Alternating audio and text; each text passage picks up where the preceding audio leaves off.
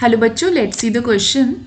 When two unrelated individuals or lines are crossed, the performance of F1 hybrid is often superior to both its parents. This phenomenon is called metamorphosis, heterosis, transformation या swaying.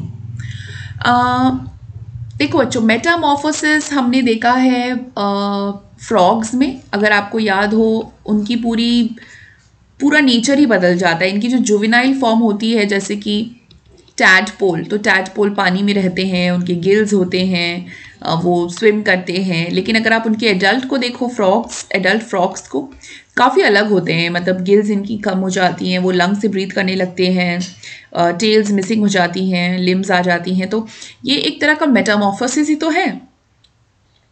Heterosis की बात करें, इसको hybrid vigour भी कहते हैं. तो hybrid vigour में क्या होता है ना बच्चों की, मान लीजिए अगर आपके पास एक स्पीशीज़ 1 है जो कि डिजीज़ रेजिस्टेंट है, और एक स्पीशीज़ 2 है जो कि इंसेक्ट रेजिस्टेंट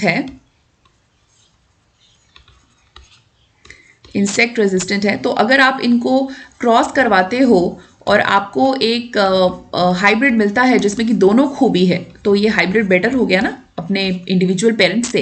तो इसको हेट्रोसिस कहते हैं. तो वही लिखा है कि व्हेन टू अनरिलेटेड इंडिविजुअल्स, जैसे कि स्पीशीज 1 और स्पीशीज 2 कोई भी रिलेटेड नहीं है, performance of the F1 hybrid is superior to both its parents. तो अगर हम F1 हाइब्रिड की यहाँ बात करें, यानी पेरेंटल जनरेशन हो गया ना P, और F1 हाइब्रिड, तो F1 हाइब्रिड का परफॉर्मेंस अगर बेटर है कोई इनकी इंडिविजुअल, इससे तो बेटर ही हुआ ना. या तो डिजीज रेजिस्टेंट और इंसेक्ट रेजिस्टेंट दोनों क्वालिटी है, तो अगर ये बेटर है, सुपीरियर है, तो इसको हम हेट्रोसिस कहते हैं. तो ऑप्शन बी सही होगा.